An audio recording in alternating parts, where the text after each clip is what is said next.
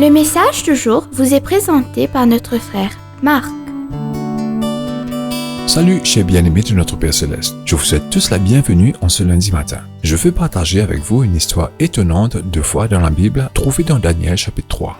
J'appellerai cette histoire « Mettre le Christ dans votre situation de crise ». Bien-aimés, permettez-moi d'abord de définir le contexte. Veuillez m'accompagner dans la plaine de Dura, près de Babylone, où le roi Nebuchadnezzar avait convoqué tous les dirigeants, gouverneurs, princes et shérifs de son vaste empire. Imaginez juste la vue, des multitudes de personnes, vêtues de divers vêtements indigènes, parlant plusieurs langues, et ils s'étaient tous réunis dans un seul but, honorer les dieux du roi. Nebuchadnezzar avait érigé une énorme image en or, haute de 90 pieds.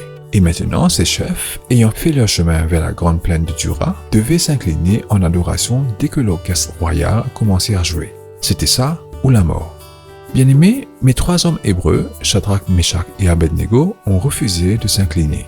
Ces trois hommes avaient été emmenés de Jérusalem par les Chaldéens et amenés au palais de Sus. Ici, ils avaient été formés dans la langue des Chaldéens et Daniel avait été nommé chef du gouvernement.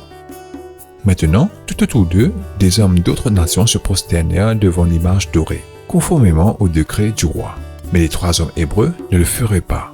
Les dirigeants jaloux en ont parlé à Nebuchadnezzar. Et quand il a entendu cela, il s'est mis en colère. Il pensa, comment un membre de mon propre gouvernement ose-t-il se dresser contre moi en désobéissant?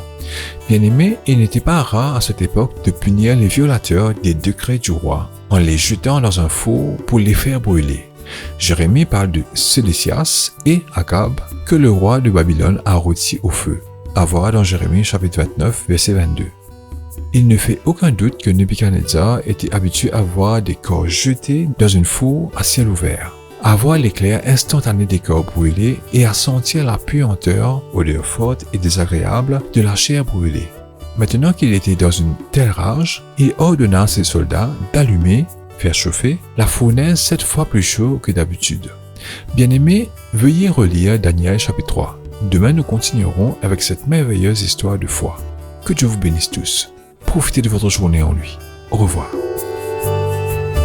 Si toi aussi tu crois que la parole de Dieu est une bénédiction, partage-la et sois une source de bénédiction pour les autres, toi aussi.